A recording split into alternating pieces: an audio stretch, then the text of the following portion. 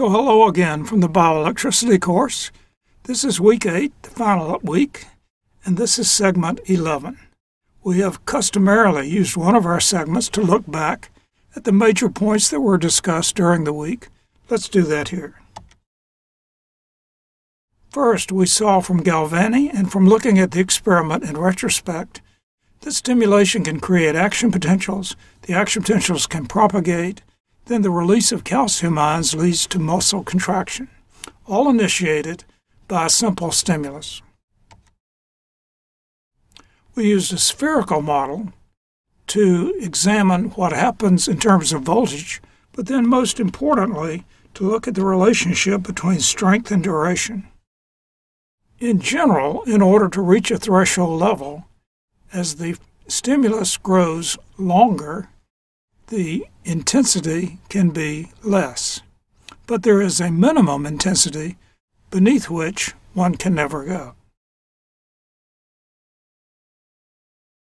In a cylindrical fiber and a one-dimensional analysis, that is to say an analysis suitable for a cuff electrode, the VM responds according to the Tiger function and at steady state according to a simple exponential function of distance.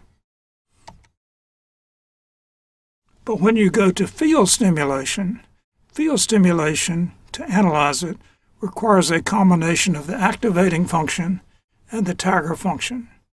That is to say, the activating function can be thought of as initiating excitation at a whole multiplicity of points, so then the effects of a whole multiplicity of Tiger functions have to be taken into account. So these are our major points that we have made during this week. Well, as I said at the beginning, stimulation is a huge topic. We have barely scratched the surface. There's just so much more. Yet, alas, our course must end, so I think we'll have to stop here for this week. Before we stop altogether, let's look back for a moment at the course as a whole. We began by making plans and especially talking about current flow in solution as compared to current flow in dry situations. We talked about energy. All those little pumps inside the membrane moving sodium and potassium, making these unequal concentrations. We talked about action potentials and how they come about. The cars on the train as a result of random motions of channels, and then we additionally talk about currents flowing from place to place in the structure, the pathways by which the action potentials can propagate. We examine propagation. The action potential at one place creating an action potential at an adjacent site over and over and over. We watch that happen through the lens of extracellular evaluation, both for simple fibers, for fingers, and for the heart. And finally, in this week, we were talking about control in an introductory fashion by means of electrical stimulation. It's really been an exciting course, and I thank you for being a part of it.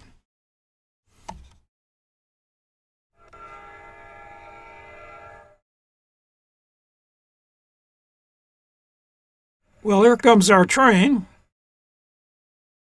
Let's look down the track and see what we see. Don't see it yet. Oh, here it is.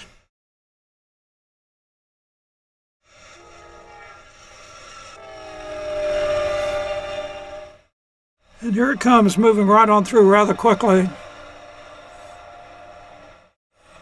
I think that's the train from New York to Charlotte, North Carolina. Didn't want to stop for us. It kept on going. We must have reached our station. Thank you for watching. Here's a beautiful picture from the Duke University garden to end this segment.